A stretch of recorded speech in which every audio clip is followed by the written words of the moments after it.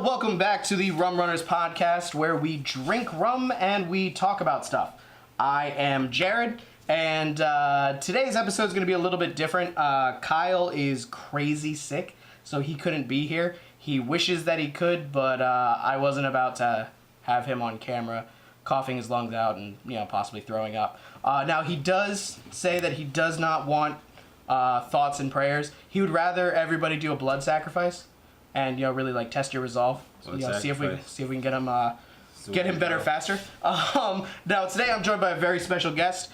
I'll let him introduce himself. Hey everybody, it's Marc Hunter, Greatness himself, your favorite motivational speaker, author, writer, all the above. I'm here.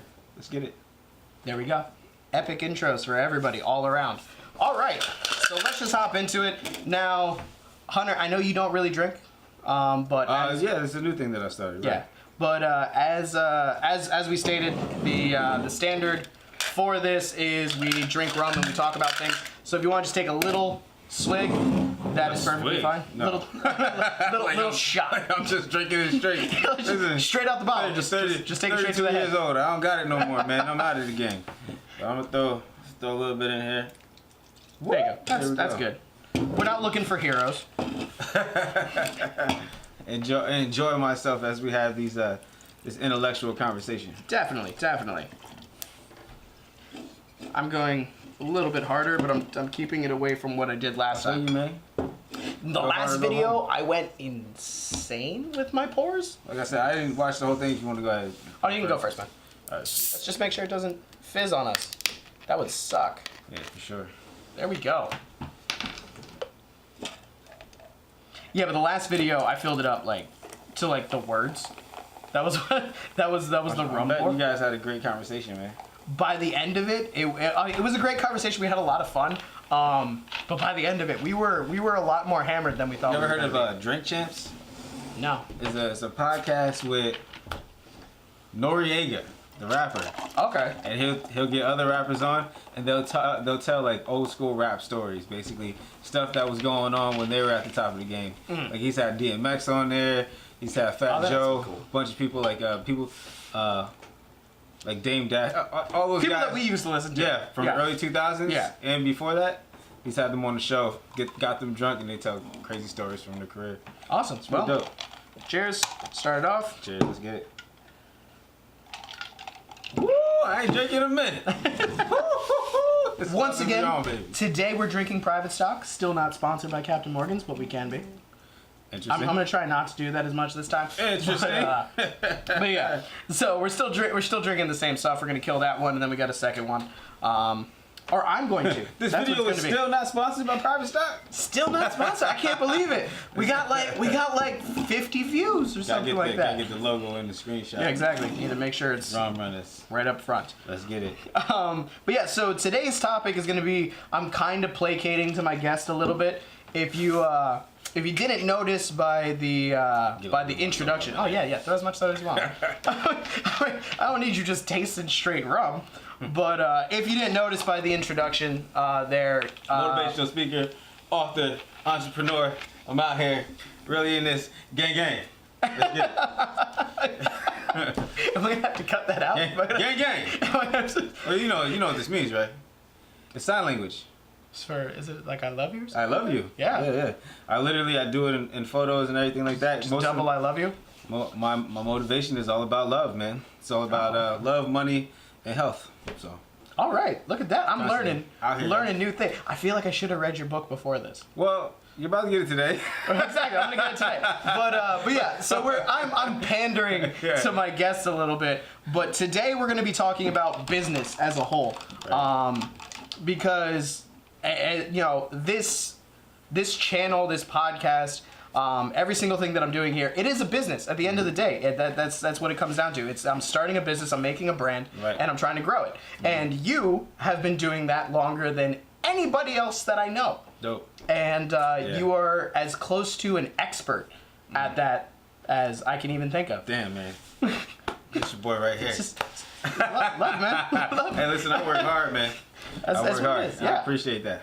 Yeah, so I mean, if we want to dive straight into it, I mean, like I said, so the general overarching thing is is business. But what I kind of want to get into for anybody who's going to be listening is entrepreneurial mentality. Right. That mindset that you have, that you know, hopefully I have, and that, you know, people that are watching, people that are listening, that are sitting there going, I want to be my own boss. Right. The kind of things that, you know, hopefully they have. Right. So that they can go forward and they can, you know, start their own business. They can be entrepreneurs. One of the dopest things, and one of the reasons why I'm here today, and you know this because I reached out to you after I saw your first video that you put online. Thank you. Once and again. I started watching it, and I was like, my man is really doing it. He put together the video, he purchased the equipment, he's editing, he put this on YouTube, and he did this all by himself. I mean, obviously you have your crew, but like that one was actually all me. All you. We tried to do it, and and this is a little bit of behind the scenes. That was our third introduction video. Third. We had so some others were on the cutting room floor. We had 2 other introduction videos that did not go as well. Right. The equipment that we had was a little crappier. We didn't really have we had an idea, but it wasn't like a working idea. Like the idea was way too big. Yeah. There was like multiple locations, multiple costume changes. There was like a whole bunch of stuff. And it was meant for comedy. Okay. But it just ended up being like, I don't even know how to edit. I'm like, I can't put all this stuff together. Yeah. So we kept scrapping them, and then it was just sitting on the cutting room floor. We didn't have anything, and I was like, you know what? We had the channel, we had the Facebook, everything existed. Right. But on YouTube, you don't actually exist until you put out a video. Right. So I was like, I just need to do something. So Exactly. I got a desk. I set all that stuff up, and I was just like, you know what? I'm just gonna start talking. Right. And I'll figure it out afterwards. See, and that's that's the key right there. You just gotta do something. You said it, and that's I think like principle number 1. Do something. I was like, yes, I will agree with that. It is great to have an idea. I was like, but an idea is nothing until you actually like create it, put it together, bring it to fruition. Yeah. And that's what you did when you put out that first video, and I was just like, by golly, he's done it, right? So, like, I mean, and you've known me long enough to know that there's tons of other times where I haven't taken that first step. See, and that's just what I was about to get to, right? Like, me and you, we've talked about several different business ideas that you've come up with in the past. And usually solid. And that's the funny thing, they're usually good ideas. Good ideas. But the reality, like, for example, I would try to get you to say, I would say, all right, do this. I was like, and then I'll do the next thing. Yeah. And I was like, okay, so meet me here, and then we'll go here. And we would never meet. We would never meet. And honestly, it comes down to exactly what you said, principle number 1. Right. I was not willing to take that first action. I was looking for someone who knew more than me. Right. To basically take my hand and be like, we're going to take this first step together. Yeah. I'm going to training wheels this shit. And just so you know, it's not censored, so you can curse if you want. No, yeah. But, you know, I'm going to training wheels this shit. I'm going to get you rolling. Yeah. With my experience that I learned through my own failures, and hopefully it'll succeed for you. That's what I was hoping for. Yeah. And of course, anybody who's really serious about any type of business isn't going to do that for you, because taking the first step is the most important. It's all up to you. Like if you ever watch shows like Shark Tank and whatnot, like you'll see individuals like Damon John and the guy who owns the Mavericks, Mark Cuban, and what they'll do is they're looking for you to bring them a finished product. The product has to be made. Yeah. How's the product sold? Have you sold the unit? Yeah. If you haven't sold anything, how do I know that this thing's going to sell? Yeah. Be like, anybody can pitch an idea. Yeah, an idea is literally nothing. You just sat in your garage and you thought out some shit. That's cool. Yeah. Like, that's great that you were able to think of something. Yeah. It's like, but now, where's the physical product? How do I know that I'm going to be able to sell this? How do I know that I can even bring this to fruition? People have been talking about, like, what is that? What's that? They were trying to charge phones and, like, the wireless charger where it just sends the electricity out wirelessly? For the last 2 years, me and a friend had come up with a business where we were going to put some stuff together, and I had learned about this wireless charging, and I was telling them, hey, if wireless charging comes out by the end of this year that the way that they're talking about it, we're out of business. I was like, I don't know if we're going to be able to continue with this. Yeah. Like, but the reality is, it's like it hasn't come the way that they expected it to. Yeah. Even though they have heavy hitters like Mark Cuban who are putting billions of dollars into it to make it happen. It just hasn't come to fruition yet. It's an amazing idea. Absolutely. But it's making it actually happen that's the hardest part. Right. And it's the hardest part for anybody on anything. Absolutely. But that one in particular, because I remember watching I forget what kind of, I think it might have been on Facebook, but it might have been on somewhere else. And it was basically talking about like amazing technologies that should happen within the next 10 years. Yeah. Now I saw this like 5 years ago, so still waiting on some of it. But that was one of them. It was a student, and she was saying that she got it to work, I think, one time, and she's been trying to recreate getting electricity to flow through the air like a Wi-Fi signal. Right, basically. Yep. And I was like, that is incredible. Too, yeah. I'm like, that is the most amazing, because she was like, if you can do that, you can make light bulbs at that point give off the signal. And she's like, even if it doesn't go through a wall, in every room of your house where there's a light, you turn on the light, your lights start charging all of your devices. Yeah, and the other part about this is everyone's going to have cancer in the future. Oh my God, yes. Oh my God, yes. We have rays it's going and down. Microwaves and everything shooting in every direction constantly. We just keep this next to our, just next to the baby makers at all times. Everybody's just going to have huge growths coming from the neck. Yeah. And like, we're just going to be okay with it. My shit charges wirelessly, you know?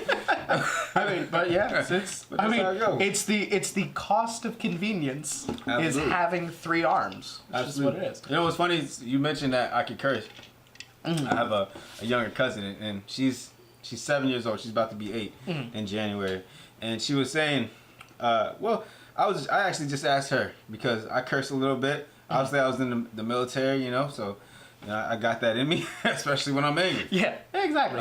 So I had been thinking for weeks, like, man, maybe I should just stop cursing. I'm just maybe give it a shot, just not curse anymore, and I figured I'd ask her first because I curse around them sometimes. I'm like, hey, listen, I'm about to curse, but blah, blah, blah. And I say whatever. This is the reason why. Yeah. So, like one day we're sitting there, we're watching TV, and I said to her, hey, you think I should stop cursing? Like, you think, you know, maybe I should cut it out? And she goes, she thinks about it for a second. She says, no, because when you curse, it's funny. And there you have it, folks. I'm never gonna quit. Yeah, there you go. It's straight from the mouths of babes. But I mean, like my daughter is like the same age. Like it's like right around the same age as your niece, and like people are shocked that I don't censor myself in front of my kids, and people are like, why would you do that? Why would you expose them to that language? Why would you? And I'm like, 1, stop judging. She's not your kid. Calm down. I'm like 2. I taught my child for like the moment she started being able to speak that words have power and that every word is effective in certain situations. Yeah. And that you should never take words lightly because words can hurt more than you know physical attacks in some in some instances. So I never censored myself around my daughter. People are like, "Oh my gosh, she's a baby." She's like, "What are you gonna do if her first word is fuck?" And I'm like, "I'm gonna laugh. That's what I'm gonna do." I'm like, but yeah. So I never censored myself. And what's funny is she knows all the profanity. She knows every single bad word, and she chooses not to use it. Yeah, and she will tell me if somebody else is using it. Right. And when someone says, you can say that, she goes, no, I can't say that. Right. Because that's not the kind of words that I should be using. Right. And the person, and you know, little kids have said to her, like kids in her school, because little, you know, other kids are raised very differently. But they'll be like, it's not bad. And my daughter will say to them, it is bad. It's bad because what it makes people feel. And I was like, man, I did a good job. That's deep. Man. Like, if she said that to me, I'm like, oh. Like, that's change your life kind of sentence right there. She should be the speaker, right? I mean, and that's kind of how it is. I mean, little kids, they don't have that filter that adults have. Oh, yeah. Little kids would be the shit at starting businesses if you think about it. Yeah. If you can corral that energy, little kids have boundless imagination with zero fear of failure. Right, absolutely. You know, I'm a Toastmaster member, and I think I've told you about this. And after I tell this story, I got another story that I gotta tell you. It's all about you. Oh, okay. Anyway. Wow. Okay.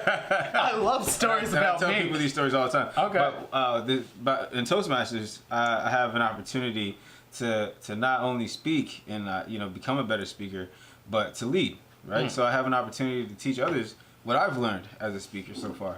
And the great thing is, I always mention, like, babies.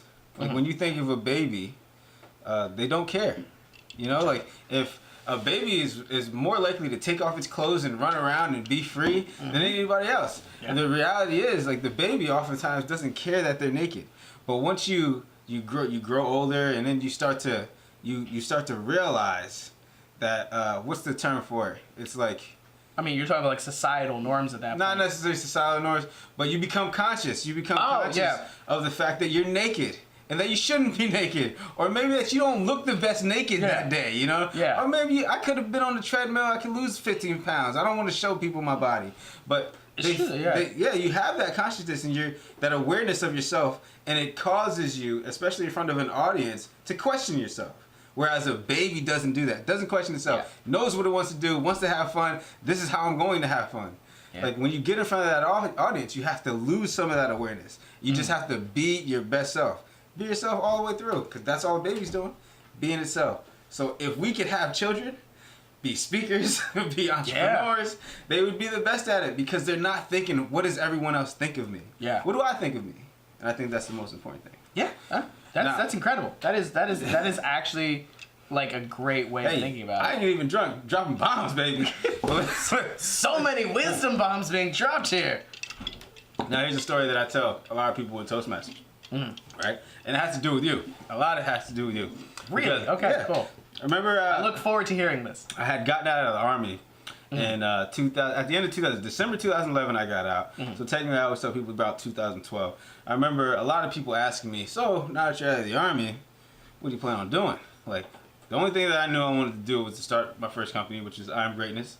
I wanted to sell t-shirts. At the time, I wasn't a motivational speaker or author, but I knew I could sell t-shirts with a motivational saying on it and different things of that nature. So I started doing that. And another thing that came to mind was, I wanted to get into public speaking. I said I want to become a motivational speaker. Yeah.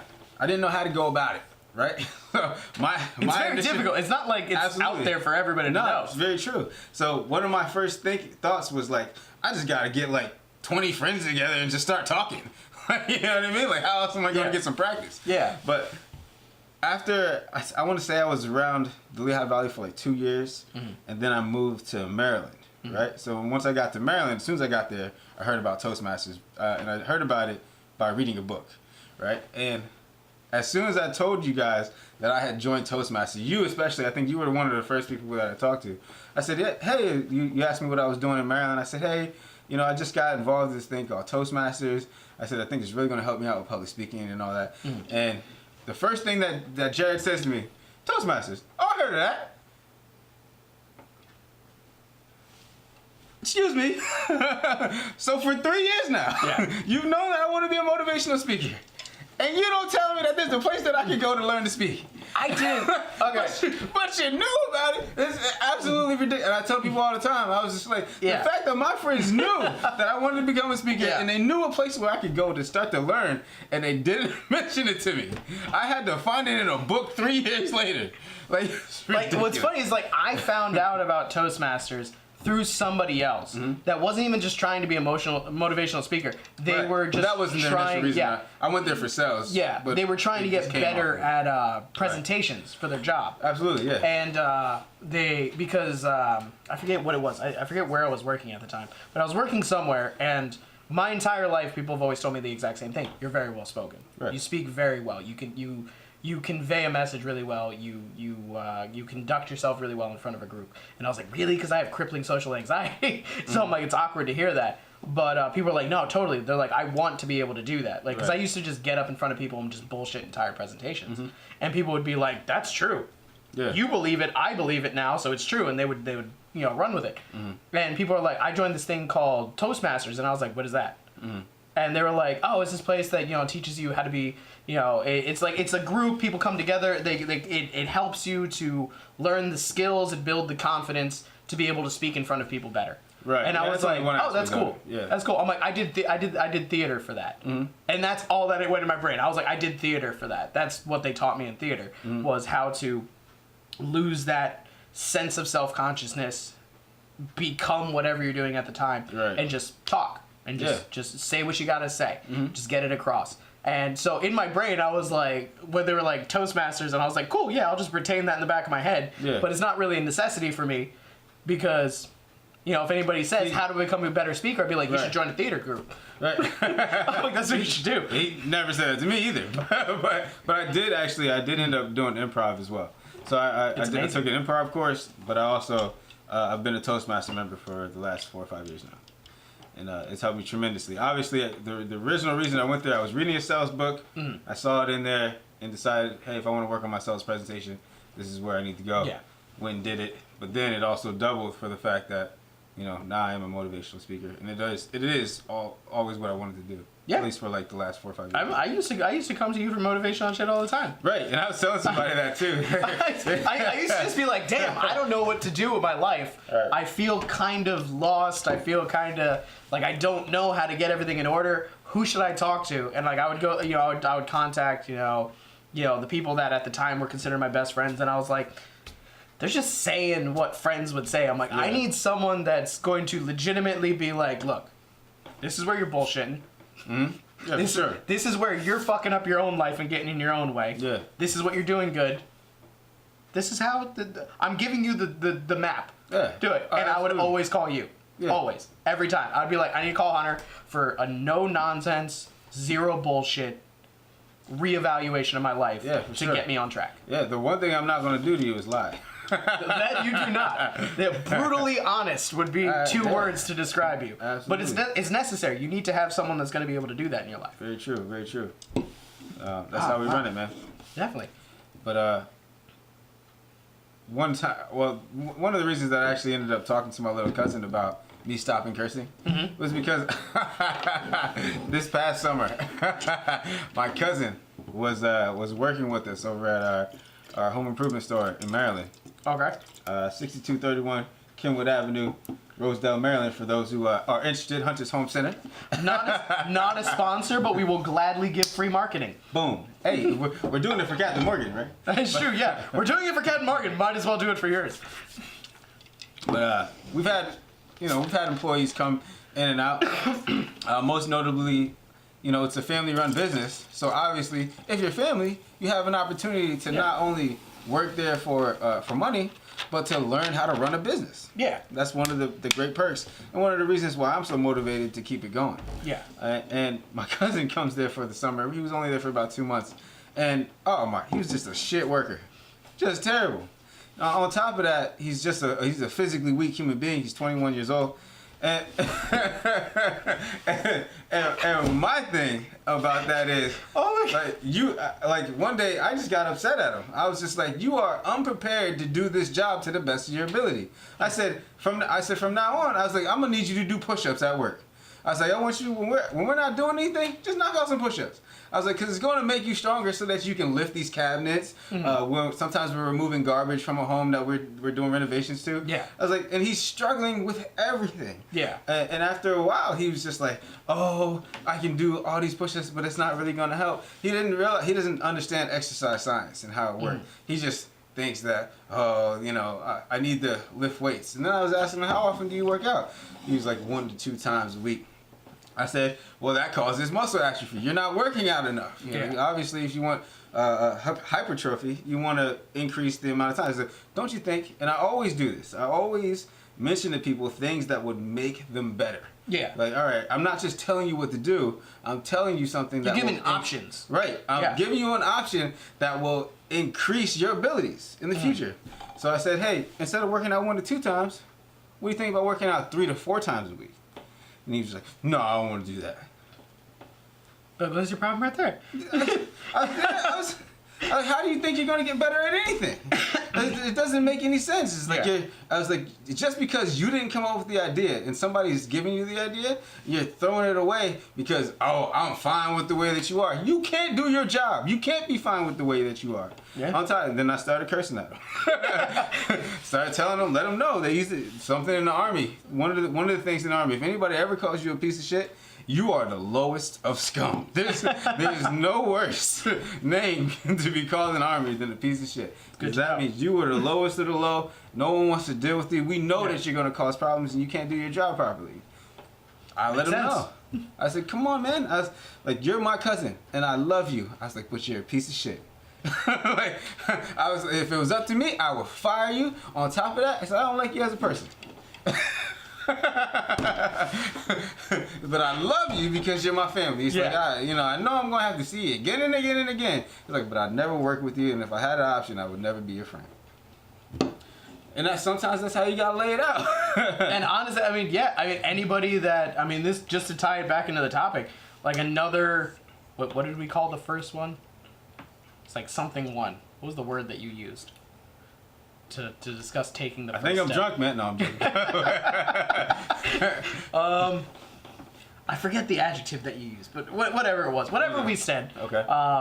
The second one to that is, if you want to succeed in business, you better be willing to speak your mind openly. Absolutely. Because if you can't come out and say, this is what I want, this is what I expect, you're never going to succeed. Right. In anything that you do in life, not even just business, in anything that you do in life, if you can't go, this is what I expect of another person, this is what I expect of someone that expects something from me, and this is what I can do, you're never going to succeed. For sure, man. And just to continue with what I was saying, my brother works with us, and my brother does a great job. He's a hard worker. The only person that I've never had to yell at, well, is him and one other person. But the only person from our family who's worked with us, who I've never had to yell at, is my brother. My brother does his job, busts his ass, and that's why you can tell that he's my brother. He's seen me doing that all his life. Yeah. You know what I mean? He's seen his father, so on and so forth. Seen them work. So when I have a cousin who didn't have parents that molded them the same way that our parents molded us. Yeah. Oh, man, I got to get in that ass. But you got it. Yeah, because, listen, my brother's not massive. He's not a big guy. He's not that strong. But he does the job. He does it effectively. To be done. Yeah, he does. Exactly. He uses what he has efficiently to do what he has to do. When my brother was in this room right now, I'm not looking at him like, look at that physical specimen. Like, that's not what brother's a skinny guy. Yeah. You know what I mean? But he can do his job. Yeah. He does it better than most people. So when I see somebody else who similar build, actually my cousin's a lot skinnier. Okay. Like I'm telling you, I'll show you a picture after this, but it's ridiculous. Yeah, after this, look at a visual aid, be able to connect that a little bit more. Yeah, but the reality is you have somebody who is physically weak, who doesn't do their job to their best of ability. During that conversation that I had with him, he even mentioned to me, he said, oh, well, I figured that if I didn't work that hard, he said, I figured if I worked as hard as I could, I would still get paid the same amount. He said he would still get paid the $250 we were giving him, right? Yeah. And I told him, that's not true. I was like, that's not true anywhere in life that you work. Yeah. If you were working at a job and you were getting paid a set wage and you did the best work in that place, you were at the top. I was like, and you still got paid the same? Quit that job and go find another one. Go find some place where people really respect you. Yeah. I was like, but in anywhere in life, the extra mile, man, is never crowded.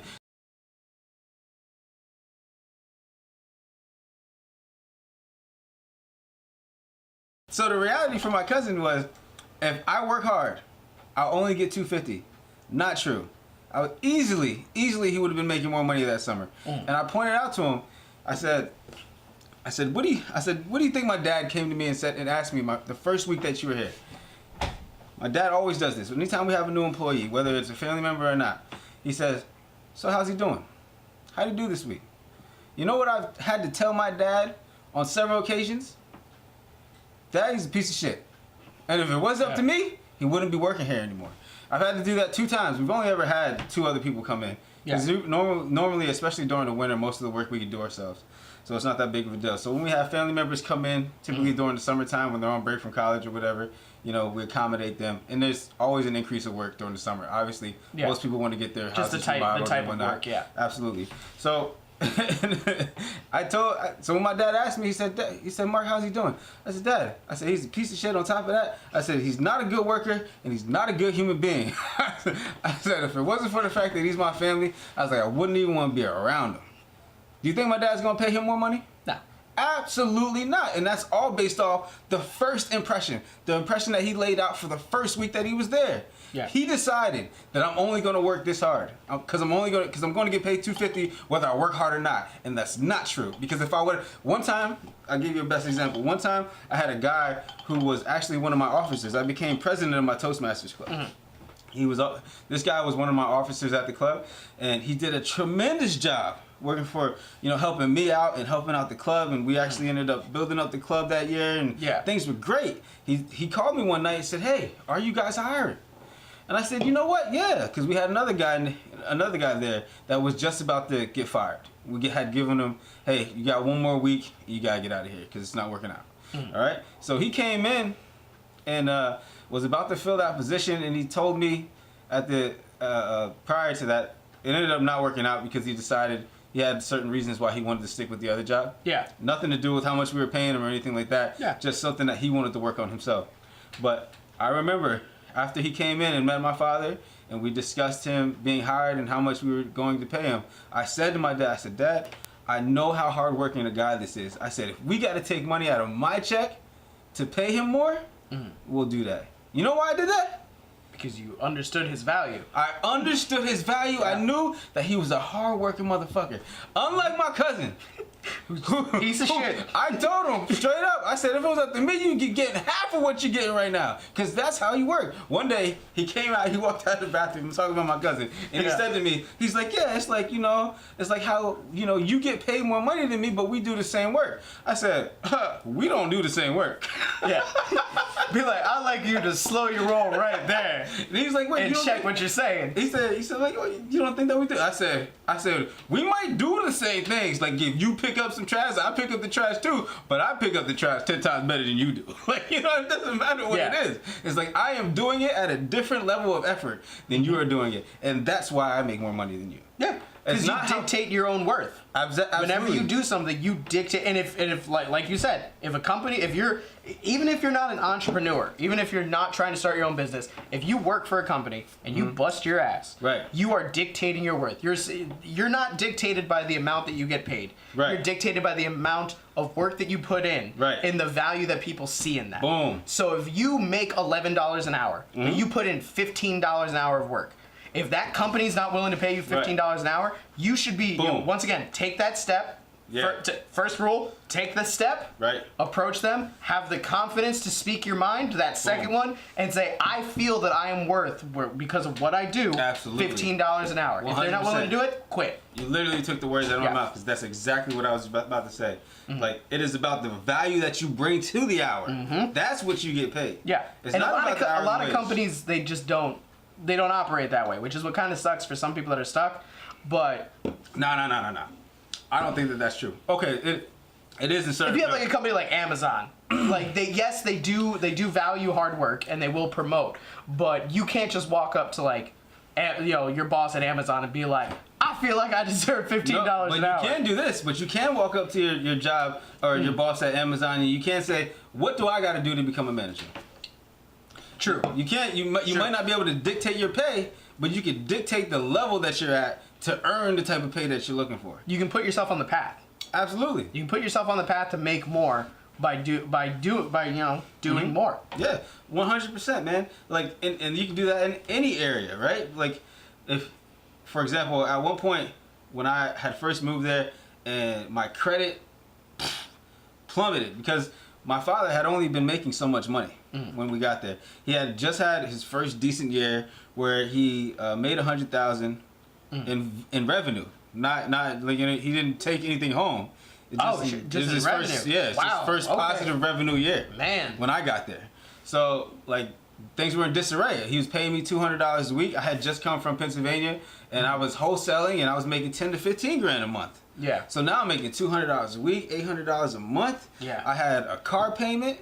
I had other bills. You got cell phone. You got. And you're coming from where I was making so much money. My bills were over $2,000 a month, and now I'm making $800. So I had to let a lot of stuff go. Yeah. And my credit plummeted. My car got repossessed. My dad even told me, he said, "Hey, listen, I don't even know if I'm going to be able to pay you $200 a week." He said, "Sometimes I'm just not going to be able to give you a check." So I had to reevaluate everything. The reason that my cousin is able to come and work for us is because of the hard work that I put in over the last 4 to 5 years. And now we're $1 million company. We passed the $1 million threshold just at the end of last year. Congratulations. I appreciate that, man. Give me the pound. It's like, but that was hard work. And I remember that same time that we were talking about my cousin and his work ethic, he had mentioned that he thinks that it is an honor to work for other individuals. Yeah. And I had told him about some of my past jobs. For example, I worked at McDonald's. And I told him a funny story about how one day I walked into the McDonald's and someone told me that I had to take my jacket off first before I signed in. And I didn't do it, so they checked me out. And then they told me to go back to take my jacket off, go back to the front and sign in. And I just walked out the store. Yeah. And I felt like partly I had been there, I was being disrespected by the manager. And I didn't need the job. I know the value that I bring to the job, and I'm not going to allow you to treat me a certain way. You can say that I acted like a brat that day or whatever, but by that point I was ready to leave. Obviously, exactly. You know what I mean? Obviously, I didn't. Plus, need the money. how old were you at that time? 20, about to be 22. Yeah. Like when you're 22, your mindset, especially if you're doing what you got to do every single day, right? And someone's giving you shit over the smallest little thing, you're just like, all right. I'm just gonna go home. Yeah. Because I don't need to deal with this shit. Yep. Because I'm 22. I have my entire fucking life ahead of me. Right. And I'm not putting up with this right now. Right. And that's actually, she called me. She said, "Hey, you come back here. We're gonna fire you." And I came back the next day with my uniform. But the reality is, he was saying that I was spoiled because of that. And I was like, that's fine. Yeah. But then he goes and he says, "I believe when someone hires you, it is an honor and a privilege to work for that individual." And I said, whoa. Because during that argument that we had where I was telling him he was a piece of shit and he could work out more often and things of that nature, he said that he purposely doesn't work hard because he knows he's going to get paid $250. I said, what about that is honorable? Yeah, there's no. You know, like, I was like, you're contradicting yourself here. I was like, you're telling me that you don't work as hard as you possibly can. Yeah. I was like, because you don't think that you're going to get paid more money. Yeah. I was like, you're disrespecting not just me, but my father, whose business it is. I was like, my father's paying you that paycheck. I was like, come on, man. What are you thinking? Yeah. Where are we going? Because it doesn't matter what he thinks about you. Right. That's your father's business. Exactly. As that. And you're disrespecting somebody that's not you can think whatever you want about me. Don't be talking shit about the person that built this up and pays you at the end of the day. I said, yo, you're literally stealing from my father. And then I pointed out, he says to me, he's like, okay, so then how did you get to, what did you do extra in order to earn the money that you're earning? And I said, okay, all right, let's do this. Okay. You're like, time to brag a little bit. Let me drop it on you. I told her, I said, when I first got here, I said I was working 5 days a week. I said, guess what? I didn't just work from 9 to 5, because that's what time usually I open the store. I work till 5. My father usually comes in at 11 and he closes it. Yeah. Right? So I was like, not only did I work from 9 to 5, I worked from 9 to 7. I said I worked the entire day and I didn't get paid extra for it. Still got the same $200 a week. I said, on top of that, I didn't just work 5 days a week. I decided to work the full 6. And I didn't get paid a dime extra for that. I still got paid the same $200. So now I'm working 9 to 7 the whole day. I'm working 6 days a week the entire time that we're open. I'm getting only Sundays off. On top of that, I started to go out to different meetings of real estate investors associations. I joined those. I went to different meetings where individuals were just talking about real estate investing in general, passing out our card, talking to people, trying to get contractor jobs, trying to get people to buy different cabinets and different things of that nature. Yeah. And that's what got us to the $1 million company that we are today. Grinding. Yeah. Busting my ass. And I didn't get paid an extra penny for any of that stuff. And I said, so for every dime that I get today, and every dime that I get in a bonus at the end of the year, you better believe I earned that shit. That's retro. You put the work in, you are now getting paid for it. 100%. Yeah. I said, and you want more money already. You ain't done shit. Matter of fact, you work, you don't even work hard. You know what I'm saying? It's like you haven't even put in $250's worth of work. You're out of your mind. Yeah. I'm reading books on sales. I joined Toastmasters for the specific purpose of becoming better at sales so that I could sell products in the store. So I was comfortable talking to customers. I was like, what have you done extra since you got here? How have you bettered yourself? how have you made yourself worth more than $250? Yeah. Tell me. Like, come on, man. Like, but don't step to me, because I'm gonna tell you the truth. It's like you ain't ever in your life gonna meet somebody harder working than me. It's like, because I'm gonna drop it, and I'm dropping on you. It is 100%. It's gonna be like one of them Cash Money songs from the 99 and the 2000s. You get what I'm saying? I'm dropping that shit on. Where they invented Make It Rain. For sure, yo. Like, I earned every dime that I get, man. For it's a good feeling. 100%. It's a great feeling. I put in that extra work. I drove that extra mile. Everybody else stopped way back there. I'm way past that. I'm out here. I'm in these streets, bro. And that's what defines you as an entrepreneur. Because an entrepreneur, like a worker, will clock in, clock out. Yeah. For sure. A boss will clock in, clock out, and motivate people. Yep. An entrepreneur does not ever stop. Grind, they are man. constantly learning, constantly working, constantly bettering themselves, and most of the time, I'd say probably, like, I spend most of my days watching videos on how to do this better, watching videos on how to speak better, watching videos on how to edit better, watching videos on, the YouTube algorithm and things like that. I watch that, and then I go and I do it, and then I take care of my daughter, and then I vlog and I film and I do all that stuff. Absolutely. And I don't make a goddamn You don't cent make anything from that. off of any of this. I have just spent money. I'm in the red right now. It's how I understand. That's how all businesses start. And that's what makes you, like, because I never considered myself an entrepreneur. I knew I had the entrepreneur's mindset of never wanting to work for anybody and always wanting to be my own boss and things like that. But I never considered myself an entrepreneur until this moment. Yeah. Until I was like, you know what? Every single day that goes by, I have not stopped bettering myself. I have not stopped learning. I have not stopped doing something that at the end of the day I can go, you know what? I know more, and I am a better, more equipped person than I was yesterday. Right. 100%, man. Elon Musk has a quote where he says, hey, listen, you can get a 9-to-5 job, you can work 40 hours a week for the rest of your life, or you can choose to work 80 hours a week for a few years and make way more money, make tons of profits, and live your best life. Yeah. Like, come on, man. Oh, to me, it's a no-brainer. It is. I am not afraid of the work. So I'm going to go And you out can't there. be. You can't be 100%. afraid of the work.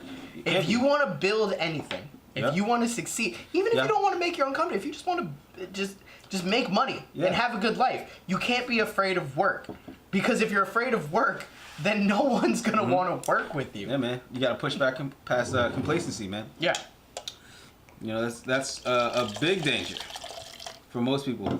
Complacency and conformity. You ever heard of The Strangest Secret by Earl Nightingale? No, I haven't. It's actually on YouTube. It's just a 30-minute thing. It actually tells you to listen to it, I think, weekly or daily.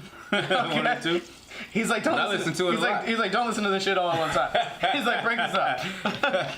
Yeah, but he says that why is it that most people die at the age of 25? It's like the reality is most people they stop dreaming, they stop living. Yeah. So the important thing is we can't conform, and the way to not conform is to just sometimes you got to go outside of that circle and not do the thing that everybody else is doing. They actually did a study and they asked people who were the age of 25 and older, like, why is it that you wake up in the morning and go to work every day? And most of them didn't even answer, to provide for my family. They had no idea why they were getting up every day and going to work. And the number one answer was, I do it because everybody else does it. That's terrifying. That's some 1984 dystopian type shit. Whereas you've literally got an entire generation of people that literally just go, I only do this because everyone else around me is doing it. Right. That's terrifying. Oh, absolutely. I look at it this way. For me, everything that I do for my daughter. Even starting this company is there's a large part of it's for me. It's you have to, if you're gonna start something, you have to do it for yourself. Oh, absolutely. But I know that at the end of the day, I work a lot more doing this because I'm either coming up with ideas, or I'm filming, or I'm editing, or I'm learning, I'm doing something like that. So I don't have as much time. But I know in the long run, I'm gonna be able to do it for my. I'm gonna have more time to spend with her. Right. Once we have people, they'll be able to take some of the load off of me, so that I'm not doing everything. Yeah, I'm not just carrying all of that. Right. Not to say that I'm doing everything myself, but I'll have more free time. When I have more free time, I will have not only the money and the time to spend with her, but doing something you enjoy just puts you in a better mind state. Sure. And when you're in that better mind state, it's better quality of time to spend with her. So I can't even imagine just saying the answer, I work just because everybody else does. You gotta do what you love, my man. You gotta do what you love, and it turns out to not be work so much. Obviously, there's always going to be there's always work. Yeah, but it doesn't feel like a job. It feels like work. For sure. But it doesn't feel like a job. I totally agree with you, man. And obviously, there are the things that you're gonna have to do that you just don't like to do. But you got to do it. You get through it, and you get to the things that you do enjoy doing. I had a business meeting, and the entire time I was there, like he was like teaching me how to do all this stuff, and I was like, oh man, I really wish I had somebody else that like really enjoyed this more than me, because he's talking, and I'm like, man, this is all really great information, and I understand it, but I don't think I understand it. I'm like, I don't think I understand the numbers. And breaking down like cost versus profit. I'm like, I've just never been a number guy. So like as soon as he did that, I was like, I know I have to do this, but oh my God, this is oof. That's the same thing. Like even if we can go back to the 60s and civil rights leaders, Martin Luther King was. He wanted to get up there and give dynamic. This is why I wanted you on this inspirational speeches. this is just such like a great segue into so many amazing things. This is why I wanted you on the show so badly. The moment that we said we were going to do a podcast, I was like, oh man, I hope Hunter is willing to do a podcast. 100%. It would be so great to have him on. But yeah, civil rights. Yes, Martin Luther King. But yeah, so Martin Luther King, he was a dynamic speaker, a dynamic leader, but he wasn't the structured numbers guy. He wasn't the one who could put the events together. But once you got the event together, and then he showed up, he showed what he could do. He did what he loved. Yeah. He was able to move the people, but he needed those people beside him to put the things together. Yeah. He wasn't that guy. And everybody has that. And oftentimes when you put together a business, at first you have to do all of those things. I was like, but then once you're able to delegate to get the guys who know how to do the structure and so on and so forth, then you can concentrate on doing what you love, which then drives the numbers and doing it well. That's a big thing. Absolutely. That is a very, very big thing. I'm trying to think here, because that was such an amazing just string of conversations. One of the things that I had down, and there was actually a better part that I could have segued into it, but I wanted to see just naturally and organically how we would go. Yeah. And I love where it went, but I have to throw this in here. Okay. And when you were calling your cousin a piece of shit, would have been the perfect time to segue into this. But I want to say very clearly that I love my cousin. And hopefully in the career that he wants to be a part of, he does do well. All right? Hopefully one day he will find himself in the right situation where he is not a piece of shit. Yeah, for sure. But until that day, you love him. I love him. But he's a piece of shit. Piece of shit to me. I will never believe that he's going to accomplish anything. He's got to prove that to me. I wish him the best. The best. Oh my God. At this point. That is great. And now I will segue. So, this is just something that I have always wanted to do. And it's something that I'm assuming as somebody that, is in business yourself, it's something that you have done. What is it like firing someone? I think you really, I'm gonna be honest with you, it really depends. Most of the people that I've had to fire or let go of didn't have families, didn't have kids. So they just didn't work out. Yeah. So typically, in that situation, situation it's pretty easy, and it was, we give them 3 months to see if they could acclimate, and if they couldn't, we'd let them go. So it's like a probation period, and then if you can't cut the mustard, then you're out. On top of that, my father's a very lenient guy, and me, I'm a bit more aggressive, but I still have that same type of flavor that my father, that I grew up being around him with. Yeah. So I do have a sympathetic heart as well.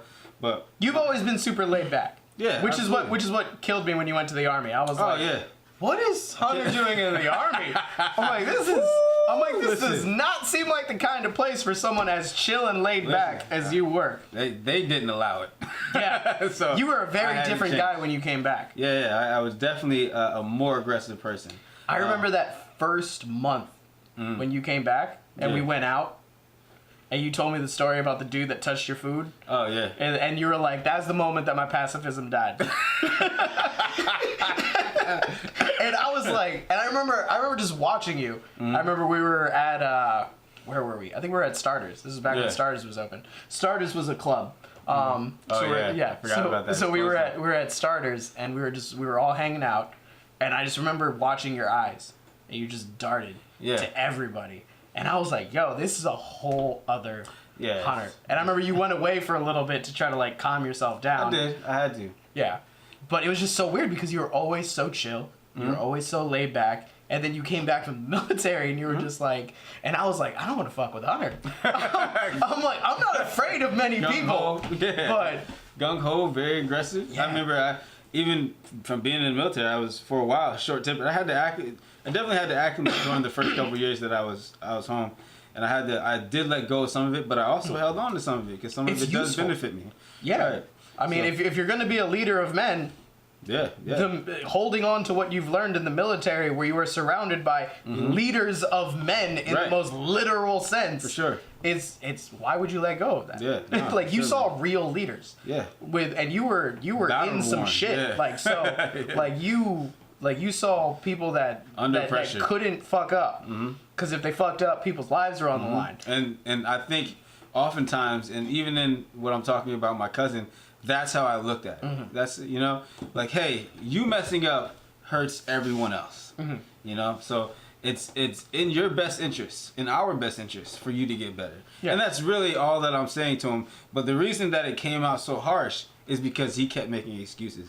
And one of the things that I just have, there's just no usefulness to me in you making excuses. The only excuses are, I have no arms, I have no legs. I can't lift anything. I am literally incapable, and I don't have telekinesis yet. From the fact he is an intelligent individual, he's in college, he's studying biology. I know that you're a smart person, but here's one of the things that I've learned about smart people, not just from being in the military, but just being around them in life, is that they will figure out how to manipulate you.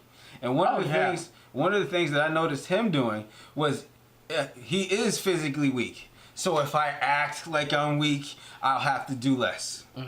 Or if I play a little dumb here, he won't ask me to do nothing. Not Marc Hunter. I'm going to let you know what you are. Yeah. And that was one of the things that I told my father when my father asked me about him the first week. I said, listen, either he's fucking stupid or he's pretending to be fucking stupid. I said, Dad, either way, I got to treat him like he's fucking stupid. That's how it goes down. Yeah. But and I'm assuming with that mentality, it makes if you have to fire someone easier. If you literally have the mentality of, if you fuck up, it's gonna fuck up everyone around you. It hurts everybody. And if you fuck up everybody around you, right, it's going to cost us. Not in the concept of like military wise where someone can die. In general. But at the end of the day, right, you're taking money out of someone's pocket, yep, which takes food out of somebody's kid's mouth, or takes food out of somebody's mouth. Yep. You are physically costing another person that you should be helping. Right, 100%. And I'm assuming that makes it a little bit easier. Definitely, and you got to think that when you're running a business, like for you with this and everything that you're doing, for me, your customers are your viewers. For us, our customers are the individuals who want us to do things at their home. If you got this one person messing things up, then that customer sees that. And you got to think of all of these people technically as your bosses, because that's how you make an income. Yeah. So if this person's messing up and these people see him messing up and he's damaging things or he's not able to do his job properly, that hurts us, because then they call, they make complaints. Then we got to do things for free to appease them, or take, slash prices here or so on, or you know what I mean, add something that didn't necessarily have to be there because this person wasn't able to do their job properly or didn't want to do their job properly. And then it reflects negatively upon you, because it's like, these are the people that you employ. You don't know how to pick somebody that knows what they're doing. Boom. And then 100%. Yeah. And I mean, perception is reality. 100%. Yeah. I mean, if someone thinks that you hire idiots, if someone thinks you're an idiot, guess what? You're an idiot. You're an idiot to that person. You're an idiot to everybody that person talks to. Boom! That's it right there. There we go. There we go. That hurts. Now there's another 10, 20, 30 people who just like don't hire Hunter's Home Center. They hire idiots. Yep. On top of that, weak idiots who just make a ton of excuses. Yeah. You know? It's like, they hire pieces of shit. That's what it is. That's what it comes down to. I was literally yelling at him in front of a customer. The customer was just like, "Oh, yeah, it's okay. He's a skinny guy like me." And I was just like, I was like, "Nah." I said, "That's my cousin." It's like, and I'm not gonna allow this. Be like, you have come to expect a level of professionalism that he is not delivering, and I will not let that slide. 100%. You're like, I need to make this professional so it doesn't seem like I'm just yelling at my cousin. And I'm telling you, all of it comes from a good place, man. It does. I mean, but it comes from love because you love your company. You love what you have built, what you and your father have built, everything that you've done. You love that. Absolutely. And I mean, I've talked about this in other areas of meaning, but you can't get angry. Right. And you can't hate. Yeah. Unless you love something. Yeah, for sure. You can't hate a person unless you love that person. Yeah, you can't be angry at a person unless you love that person. Yeah. Same thing with business. You can't yell at somebody for fucking up if you don't love your business. Because if you don't love what you're doing and someone's fucking up, you're just gonna let that shit slide. Yeah. Because you don't have that emotional investment. Right. To sit there and go, I'm going to put you in your place because you are destroying what I love at the heart of my being. For sure. Yeah. Like, and that's really it. Like, my father came to me one day after work one day, and we went out to get some drinks, and he mentioned to me, he said, like, what we're doing here can be like a family legacy. This can be something that is in our family for generations. Yeah. After he's gone, after I'm gone, our family could not only kids. Yep, they'll be able to not only live off the income that comes from that, they'll be able to work for themselves. You know what I mean? Run a business rather than just going to work for somebody else. They'll never have to know what it's like to work underneath someone for something that they're not invested in. Right. Because I mean, at the end of the day, if you got your family name on something, you're gonna want to see your family name succeed. Right. Even if you never met the person that built it. Like, if there was, like, a Huertas family anything. Yeah. And they were like, oh, yeah, your great-great-grandfather built this. Yeah. I'd be like, I don't want to see that shit fail. For sure. My great-great-grandfather put his blood, sweat, and tears into that shit. What are you talking about? Yeah, man. I would love that. Just no one's ever done that. You can be the first. Yeah, that's what I'm hoping for. I'm hoping to be the first. And I'm like, hopefully, my goal is to build something here that when my daughter is a little bit older, she can sit around and go, look at what my dad built. I want to make sure that keeps going. Yeah. Like, I can't believe that from absolutely nothing, he accomplished what he accomplished. Yeah. And that's what I'm hoping for. Man. I mean, and that's what you have, and that's what's amazing. You have something where you and your dad have really built up something that has your family, your name, the small history that you guys have been doing it. And the like unlimited potential to just keep going. Absolutely. Yeah. And that's amazing. Right. That's all you can really ask for is to have that chance. For sure. To make a legacy. And that's probably the best. Legacy. That's probably the best way to describe it is to make a legacy. Yeah, man. Something lasting. Like, and something that my cousin didn't realize, you know, like, hey, like, I'm doing this for you. I'm doing Does he have the same last name? No. But the reality is he gets to come and work. You know what I mean? He could utilize it in the same sense. There's so much to learn when you have an opportunity to run a business. Not just to work for it. It's not like going to Walgreens every day or anything like that. It's like you literally, okay, if I want to work on my sales skills. Every customer that comes through the door, I can be the first one to them, talk to them about cabinets, different things. On top of that, I can learn the construction side, how to put in some kitchen cabinets, how to put on a door, how to replace a window. Like very helpful things actually to know how to do. Yes. Even if you don't start a business of that, just owning a home and then knowing how to do all that stuff, the amount of money you would save is mind-boggling. Ridiculous. It's Ridiculous. insane. Yo, listen, man. Skills pay the bills, bro. They do. If you can develop skills, and it doesn't matter what area it is, whatever the skill that you will never be out of a job. Yeah. People are always looking for skilled individuals, whether it's with your hands, whether it's as far as leadership or speaking goes, whether it's sales, things of that nature. You will always have a job. You will always be able to make money as long as you have a skill. You have something that you're proficient in. That is actually. I mean, and it goes the same thing with hard work. I mean, that's something that someone always told me. They said when I told people that I was making a YouTube channel, that I was doing all that stuff, they were like, "Don't get discouraged. If you keep making content, people will watch it." Yeah. They're like, as long as you work hard, you will always have an audience. Great content. Yes, as long as you do what you want to do, do what you do well, make it better. keep going, keep getting better, you will have an audience. It's the same thing with skills. As long as you always have something, and you keep doing it, Yeah, man. you will always have an audience. You'll always have a job. You'll always have the ability to do something. I wrote a blog post, right? I didn't put it out yet. I just wrote this the other day. And This is an exclusive. Exclusive. It's not on my website. You go to imgreatness.net. I got over 30 blog posts, personal stories, and different things from my life, and I put together in an inspirational way. But this will not be on it. Not yet. So I wrote on it, and I was talking about skills, pay the bills. That's actually one of the highlighted terms in the piece. And I took my own turn on the idea of, give a man a fish, he'll eat for a day. Yeah. Right? So I said, Teach a man to fish. Yep. Give a man a fish, he'll eat for a day. Teach a man to fish. Not only will he be able to feed his family, he'll be able to sell fish at the market. He'll be able to put together a course on how to fish.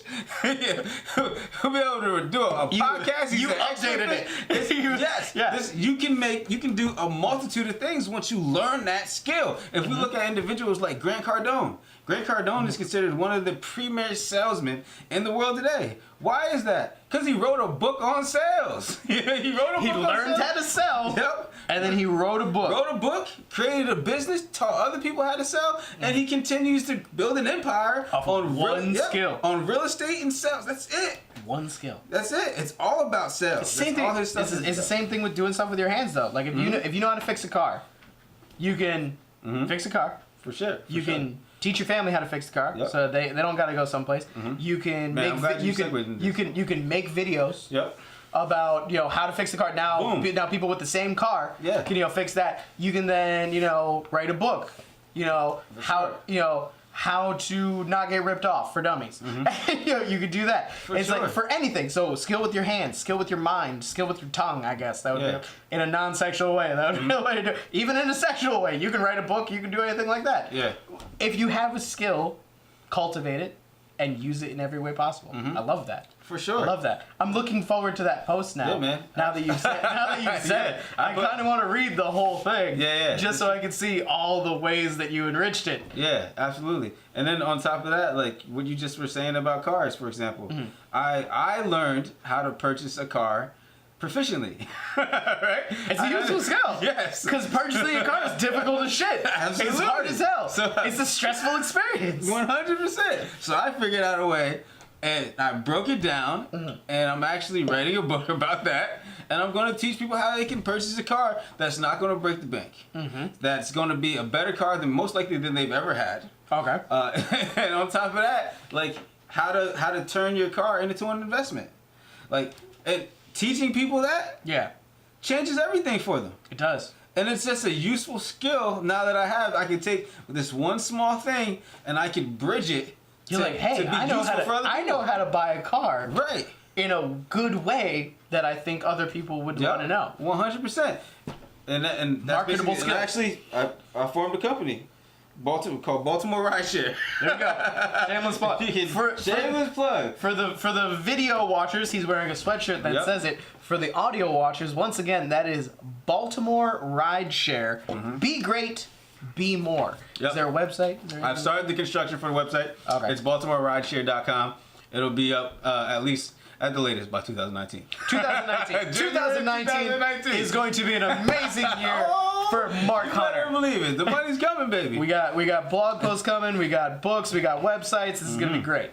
Oh man, it's gonna be incredible. I got videos. I got a whole video series I'm putting out as well as the podcast. I am not your life coach. That's the name of the podcast. That's the name of the podcast? Yeah, I am not your life coach. That's a great name. Because I want to let people know. We're hey, still man. working on the name for this one. It's still up in the air. The name get might that. change. We don't know. But for right now, it's just the Rum Runnas podcast, which is not the most creative name in the world, but I mean, it gets it across. Yeah, man. But that's a great name. And if anything else, I am not your life coach. is an amazing name for a podcast. The reality, because people can listen to the podcast. Obviously, most of the time, podcasts are free unless you're paying like premium for like Spotify and things of that nature. Yeah, that's your own choice. Yeah, but We do this shit for free. right. And Yeah. so, and I think if you think about life coaches and whatnot, life coach, yeah. oftentimes they cost money. A lot of And money. I look at it like this. I don't think that life coaches, yes, some of them, they do want to help you and they help you for a fee, right? Yeah. But I think most of them, in order to keep their job, they can only help you so much. Oh, yeah. Me? You need to stay at least somewhat fucked up. Absolutely. In order to have a life I gotta coach help you just a continue. little bit and then a little bit more because I want you to continue to pay me yearly. You know what I mean? Exactly. I want to keep that Otherwise- check coming. But if I give you everything, I'm out of a job. Yeah, exactly. But What do you got then? And that's why the podcast is named that, because I'm giving you everything Yeah. that I can that hopefully benefits you in life, so that you can go out there and dominate, in the way that That's I believe amazing. that I'm dominating and those around me are dominating. And So, that is incredible. I mean, it's a great thing. I mean, because you do have a lot of very helpful knowledge. And I mean, that kind of segues into helpful knowledge is what I kind of want to segue into. I would say I'd probably say like the last segment of this. I mean, so far this one's been a little bit more organized than the last one. And I think it's because one of us is still sober. I'm still pretty sober, but we're not drinking as heavily as the last one, so it makes it a little bit easier. But I'd say probably the last thing that I want to segue into with helpful knowledge kind of goes with this. The changes in the business landscape from like when we were kids right. to now. Yeah. And one of the things that I wanted to highlight specifically was the death of big box stores.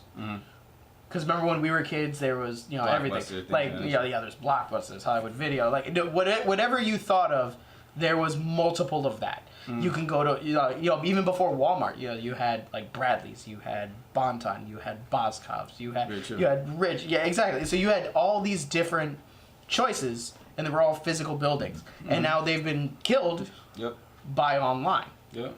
And that changed, and I will say it here first, and I've admitted this off the air to people. You were ahead of that shit Oh yeah. way before it actually happened. I remember we were 20 years old, maybe? Earlier than that, probably like 17, I think you were just coming out of high school. Yeah. And I had already graduated.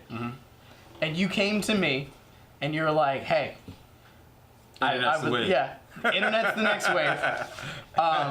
There's this company that I've been talking to. I've been doing all these things. What was it called? Like Quick something. I think it was Quick Start. Yeah. Quick Start. That's what I was like. Quick Start, but it was like Quick Star. Yeah. Yeah. Quick Star, and you were like, they are like a grocery store, but you just do this shit online. Yep. And they just deliver it to you. And I remember me and all of our friends, we were like, who the fuck is going to want to do that? Yeah, on top of that, it was crazy because even looking back to that, because I remember I started primarily buying stuff online. Yeah, you only bought stuff online at that point. I believed in it so much. Yeah. But like the thing about it was, it has progressed so much more now that it is way easier to purchase stuff online. At that time, I remember I would buy something, and even if I got free shipping, that shit still took like 8 to 10 days to get here. It was taking mad long. You were like, I need toilet paper right now. I don't have time to wait for this really well-priced, convenient thing of toilet paper to ship to me. Yeah, man. Ground free shipping in 10 business days. So but yeah, definitely, that whole idea, once the internet really came to us when we were probably like towards the end of middle school. I think I was like in 8th grade, and the internet really. I was behind. thing. I was behind the thing because I didn't have a computer until I was in high school. Yeah, so like I had it, and that's also one of the first businesses that I started was when I was in 8th grade. I had not only did I have a computer, I had a dad who was super into technology, and he would spend buku bucks on any new thing that came out. And which at that time, that was when computers started like really going fast. Yep, and that's when they first came out with the DSL and the cable modems, like right around the time I was in 8th grade. DSL, be like, where you can have 287 kilobytes a second. Oh man. Download, and we were like, what? 286 kilobytes a second? That's mind blowing. I'm used to my dial up at 56. You're telling me I can have 200 of those? Kids don't even understand. I can download a song off of my illegal pirating software in 5 hours. That's amazing. For sure, and that's what I did, man. I actually. I got the once the cable pirated? Modem. Yep. Once I got the cable modem, I was able to get people CDs the next day. That was the hustle. That was the hustle. Yeah, man. I made my first 1,000. I made my first stack that way. Really? First $1,000, 8th grade. I can't say how I made my first $1,000. Lost it. My parents couldn't control me. I was balling. Yeah. Yo, imagine being 13 years old. I used to carry it around. I had a stack of money on me. Like, see, I never had 1,000. It took me years to have $1,000 consecutively. I was buying my own shit. I remember one time, yo. You're like, I'm gonna go to Pizza Hut. I'll buy fucking everything. I want stuffed crust, everything. I remember, I don't know, I was being disrespectful at the dinner table one time, and my mom was like, you keep talking like this, and I'm not gonna buy you shoes no more. I took my stack. I was like, I don't need you to buy me shoes no more. I was wild, yo. You can't control a kid with money no more. It's over. Don't give your kids money. That's the long and short. Don't let your kids make money in a way that gives them the disposable income to buy anything they want. That's what you got to stop. Don't let the lemonade kick down their lemonade stand if they make more than $200. If they make more than $200, just put a boot through that bitch. For sure. And just be like, you closed now. That's all you get. So it's going in a CD or something. Man. So I was making money off the internet in 8th grade, fucking balling out myself. But then once we got I did get into Quick Start. I think I was 17. And you were young. I just remember being young. Yeah, I was too young to start. So for like a year, I read books on business and things of that nature. Because you were trying to get me to do it because I was older. Yeah. Because I'm a year older. Yeah. Not even. And even if we're the same age, I'm a couple months older. Yeah, I'm like a couple months older. Yeah. You were a grade ahead of me though. Yeah. But like. Because I'm a genius. It's not. It's all because of birthday placement. I have an October birthday. Yeah, man. Catholic school. There's a lot that we can get into. We're not going to. Yeah, but I tell people all the time, it's like, whatever business that you plan on getting into, whether it's what do they call that stuff now? Network marketing. Is what it was. Oh, like the Quick Start was network marketing. Yeah. There's a bunch of stuff out there nowadays. Like the shakes and the there's a nutrition company. Yeah, Nutria Shake or whatever. I know like 7 people that do it, and I can't tell you the name. Yeah, I have. But I respect their hustle. Yeah, listen. The hustle is these girls because it's always girls that I know that are doing it, but they bust their ass with this thing. You can really learn something business wise from doing those things. Like I don't. A lot of people they'll knock it because most of the time those people wouldn't have started a business anyway. Yeah. But the reality is, I've learned everything that I put into my business is currently from working with my father to. I Am Greatness, which is my own, to Baltimore Rideshare. I wish I had a shirt so I can show it off. I feel like I Am Greatness. No, for sure. I'll get you one before Christmas. Okay, cool. Sounds good. But I'll wear it on the podcast. It'll be fine. IamGreatness.net for anyone interested in checking that out. But check it out. They got a lot of cool stuff. Yeah. It's, I learned a majority of my business instincts from those. And now I'm able, on top of that, always having to be around people, giving presentations for those things, it's helped me out tremendously. So I wouldn't tell anybody to stay away from any of that stuff. Yeah. Obviously, some of it is a scam. Some of those companies are. I mean, if you look at the business model, right, it is a pyramid. Absolutely. 100%. It totally is a pyramid.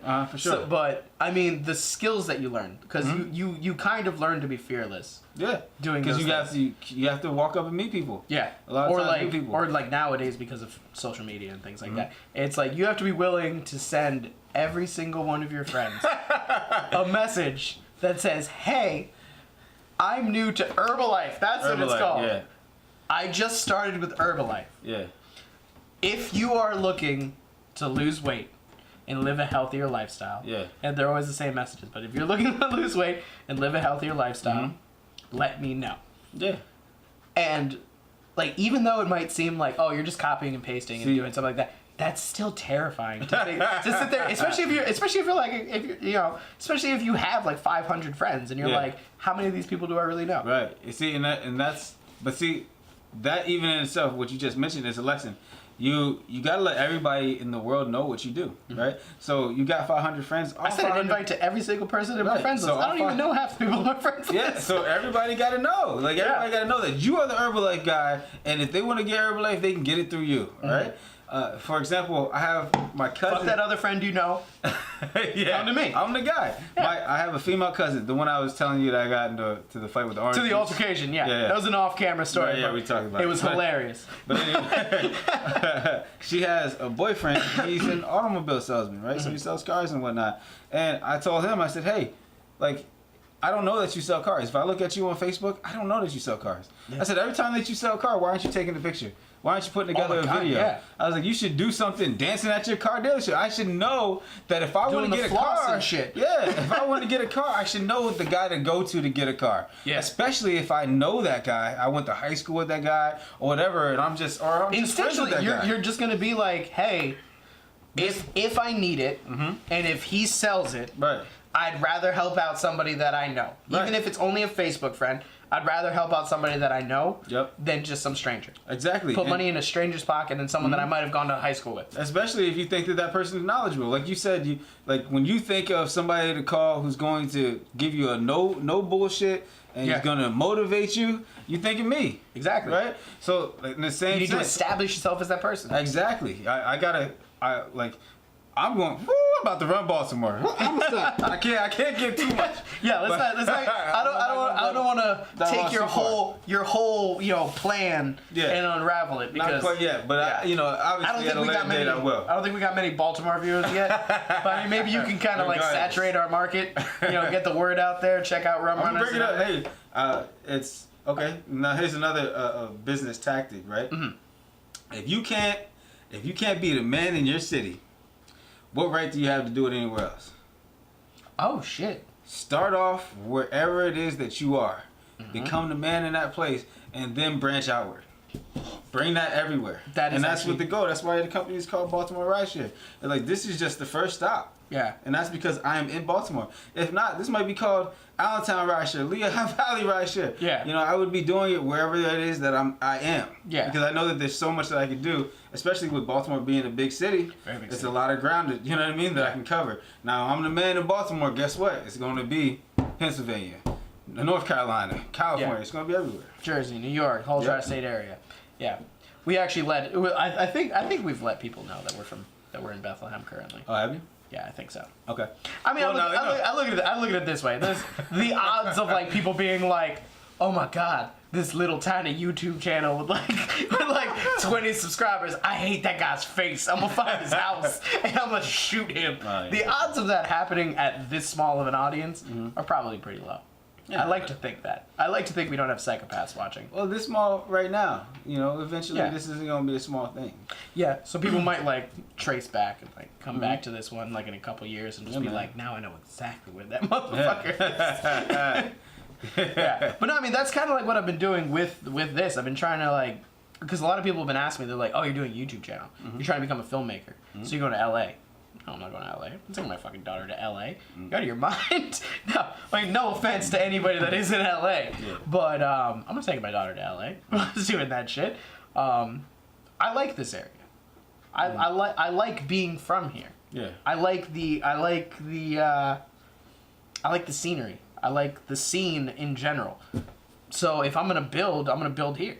Yeah. I'm like I look at it as I'm the only real YouTuber in the area. Like, I don't know anybody else from this area that man. that walks around with. I was walking around with that DSLR camera vlogging.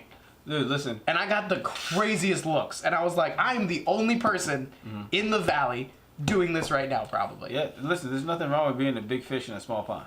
Yeah. I mean, you just get more. You get more of everything. So that's something that I had to learn later on. When it came to wholesaling, I was a big fish here.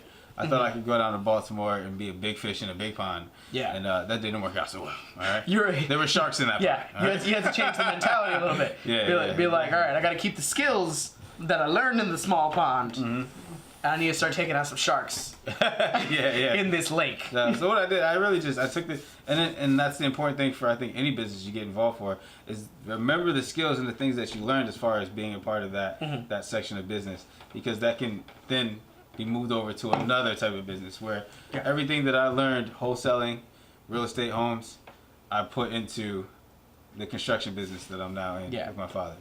So all those teachings just were transferable. Everything that you learn is helpful in some way. And that's every lesson is a good lesson as long as you perceive it as a learning experience. Yeah, for sure, man. And I think that's probably like a really good way to sum up a lot of things. It's like anything that happens to you can be a lesson. And any lesson can be a good lesson as long as you perceive it as a learning experience, a way to get better, a way to do better, a way to better yourself. Yeah, and you can specifically pinpoint areas that you want to get better at. Well, like when I was talking about my cousin, one day we were back there, we were building some kitchen cabinets, and he was like, man, so you went from, making all that money wholesaling to now you build kitchen cabinets. I was like, oh, that's the only thing you think we do here? I was like, you think all we do is build kitchen cabinets? Yeah. I was like, there's so much more that we do. It's like, there's sales. We run a business here. Like, there's a lot of things that are encompassed. There's scheduling projects and things of that nature. Like, it's all encompassing running a business. It's like you can't look at it in a one-dimensional way, and that's how he looked at it. Because he didn't help out with customers. He didn't do anything else. He didn't know anything about answer books. phones. So he looked at it as I come here, I build cabinets, I deliver, I pick up trash from houses. And, my cousin does the same exact things. Like, that's the business. No, that's not it. That's not all there is to it. Yeah. And if he made the decision to designate himself in areas that he could learn more, he would be better for it in life in general. You know what I mean? Now, anybody that's listening, watching, you can interject yourself for Hunter's cousin. You can picture yourself as Hunter's cousin. You can say, you know what? Right now, I am a piece of shit, and I should have tried better, and I should have worked harder, and I should have learned more. And you know what, Hunter? I'm your cousin now. I feel the love. I'm a piece of shit. I'm gonna be better. Listen, I do want to point out that the reason that I'm so heavy on pointing to my cousin is one of the more recent individuals that I've met. It's a fresh wound, right? Who just had this, this lack of motivation and integrity, just so many different things with him that I felt I had to help instill in him. I mean, honestly, before that, I could have been the main topic of a lot of this easily stuff. And this is just the most recent. Because I totally was guilty of not having that drive, of not working hard. I was guilty of that until just recently, until making this company, until starting this channel. I was guilty of that. I was a complainer. I would sit there and just be like, life sucks because yada yada yada yada yada, list off a bunch of reasons instead of just going, my life sucks the way that it is. I need to make it better. Yeah, for sure. and taking the steps to make it better. Yeah, you gotta take responsibility for making it better. Actually, in my book, The Greatness Manifesto, I mentioned in the first chapter. Where's it available? You gotta give a plug, like where it's available. You can reach out to me at info@iamgreatness.net or Marc, and that's with a C, MARC @iamgreatness.net. Actually, any of the first 5 individuals who reach out to me as a result of listening to this podcast or watching this podcast, I will give away 5 free books. So just say that you heard it on Rum Runnas podcast. Yep. That's once again RUM space RUNNAS podcast. Right. Now, there we go. Good. That was a good, absolutely. So good partnership. You got to work together. It's all about working it's about together. Synergy. Synergy, yes. Synergy. And everything working together. It's cogs in a big clock. Yeah. But in the first chapter of my book, I talk about, it's all about taking personal responsibility. I was like, you got to be responsible for not just everything that you think was your fault. Yeah. Everything is your fault, you know, regardless of whether or not you want to believe it. Yeah. For example, one of the... Because the only constant in everything is you. Right. So in one of the examples that I use from my book is about my sister, right? So one day my mother asked my sister to take her to work. My sister didn't have much gas, but you know how when it gets to E, the light comes on? Yeah. My sister thought that she knew, like, when it would run out of gas and when it wouldn't, right? So she's taking my mom. My mom tells her, hey, just go to the gas station, let's fill up your tank, and then you can take me to work. Or actually, she wasn't going to work, she was going to my aunt's house. Yeah. So instead of going to the gas station, which would have been straight, my sister decides to make the right because my aunt's house is a little bit down the road. Yeah. Then she was going to go to the gas station. She makes the right, immediately, car stops. They call me, they say, hey, Mark, we're out here, we're stranded on the road. Yeah. Layla's car ran out of gas. Can you come out, you know, with some gas or whatever, fill it up? So we didn't have a tank at the house, like one of those, you know, gas handle tank things or whatever. I had to buy one recently because I didn't have one. Yeah. So I had to drive to Kmart, which meant I had to go past them. That's another one that's like not around anymore. Yeah, it's very few. So I had to drive past them, get to Kmart, purchase the gasoline tank, go to the gas station, and then from the gas station go to them, put money in the, put the tank. You don't even know how much gas I wasted trying to get you gas. For sure, right? So what ended up happening while I was doing this, her car got hit. Oh. Somebody was driving along the road. I guess the girl was looking at her cell phone, and she rear-ended my sister, even though she had her lights on. Yeah. And she was parked to the side of the road. Yeah. Just boom, smacked into her. Right. Yeah. Very minimal damage or whatever, but my mom was really upset about it. Like, how can you hit the car? I was sitting here. Blah blah blah. But the reality of the entire situation is, whose fault was that? What do you think it was that girl's fault for hitting her? I mean, in her world, yes. But I mean, if you're talking about in the grand scheme of things, no, because none of that happens. If your sister would have just gone straight to the gas station, none of this happens. None of that would happen. She never gets into a car accident. Yeah. My mom's not late getting to her friend's house. You know, she does. You know, all of these things are, you know, pushed off to the side as a result of her not taking responsibility and going to the gas station. Yeah. So she has to look at herself. Word contingent. That was a shitty word choice. Yeah, it's not bad. It kind of worked, but from like a making me sound smart standpoint, it sounded good, but really, like, grammatically, it was shitty. Yeah. But at the end of the day, she has to look at herself and realize, all right, this is what I did wrong in this situation, and as a result of what I did wrong, it caused all these other things to occur. Did she do that? My sister's not that way, but I wrote it in the book. And I knew that eventually she would read it. And you know what I mean? Hopefully You're by like, that point. Maybe she'll realize how she was wrong. Yeah. That's you're like, did she actually do that though? No. You know my sister. First off, they get it from their mother, but my mom will say that they get it from their father. Yeah, I mean, that's just how it is. Yeah. I mean, it's every time my sister. My sister's great, but every time my daughter does something that I'm sitting there and I'm like, she won't listen, she won't do something. I'm like, oh, that's from her mother. And then my mom will sit there and just be like, you used to do that. You probably still do that. That's what she got it from. Yeah. So. But yeah, no, because listen, literally the other day I was telling my mom how she should apologize to one of my sisters about something. My mom was like, I'm not going to apologize about nothing. She should apologize about me. I said, Mom, that's your daughter. Yeah. And obviously your daughter is doing exactly what you're doing right now. I was like, you can't blame nobody but you. Be like, I guarantee if I went over to her house, started this whole conversation, she would be like, I'm not apologizing. She should be apologizing to me. And guess where she got it from? She got it from her mama. You know what I'm saying? Yeah, it's crazy. It is definitely crazy. Just trying to see. Let's go over the list real quick. See if we covered. We've been talking for a while, man. We have been talking for a while, but it's been great. Yeah, amazing conversations. I mean, like that's one of the main reasons I wanted to have you on here, because of the fact that I knew that the conversations that we have, at least, have always been, even when we were in high school, doing what high schoolers do in very we did a lot of not good things. Yeah. I guess We're if you were a parent, you would say you guys weren't behaving Right. very well. But I mean, in the scheme of things, we were actually pretty good kids. Yeah, absolutely. I mean, we partied a lot, but we were good man. kids. Great. But we had so many great stories from that. That's another podcast. We can have another podcast about the craziness of the days gone by. Yeah. But I mean, we've always been relatively good kids, but you and me particularly have always had really great conversations. And I hate that Kyle wasn't here because I think that he would have been able to really add to this. Especially from a comedic standpoint. Kyle's very good at that. Yeah, he's a funny guy.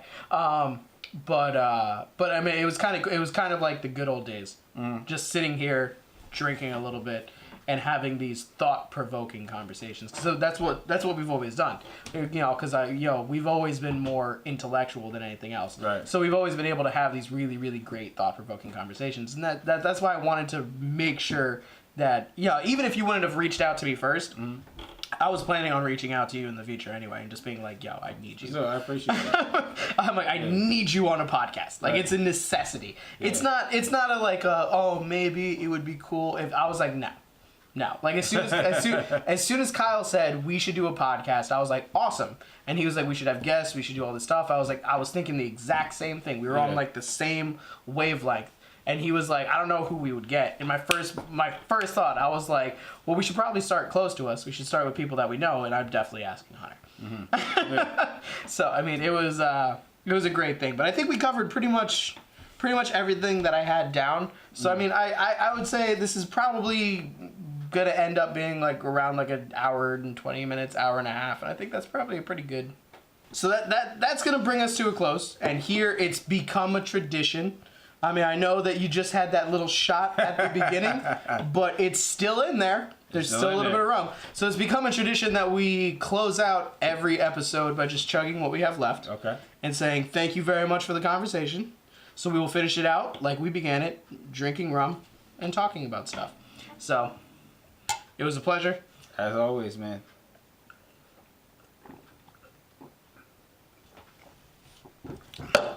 Oh, that was a lot of rum. You put a good amount in at the end. Yeah, that was a decent amount. So once again, tell them who you are, tell them where they can find you, tell them what you got coming, and then we'll close out. I got a ton of stuff coming. As always, my name is Marc Hunter. Greatness himself, nickname's Greatness, Marc Greatness Hunter. You can look me up. The handles is The Great One, and that's on Twitter, Facebook, Instagram, THEGR80NE. And feel free to reach out to me. Like I said, my email address is mark@iamgreatness.net. Mark with a C? Mark with a C. 5 free books to the first 5 individuals who reach out to me from and has heard this podcast. And yeah, man, I'm always here for the people. I think it is my life's purpose to help others. That's why I'm a motivational speaker. That's why I'm with my dad in this business. And I call it, we're area beautification specialists. We help you to get the house of your dreams, the kitchen of your dreams, the bathroom, so on and so forth. Where I'm all about the people and helping them to reach what I like to call, as well as Abraham Maslow, my favorite psychologist, he termed it self-actualization. And if we become self-actualized individuals, we'll be happier, we'll help others, and we'll live out our purpose and do the things that we love. I agree with that 100%. And he's also here helping us out on Rum Runnas. Now, once again, Marc Hunter, thank you very much for joining me here. Absolutely. I really, really appreciate it. Yeah, man. Anytime you need me, I'm always willing to come out. Definitely. We definitely appreciate all the help. But until the next time, I am Jared. Like always, peace, deuces. I'll catch you in the next one. Peace.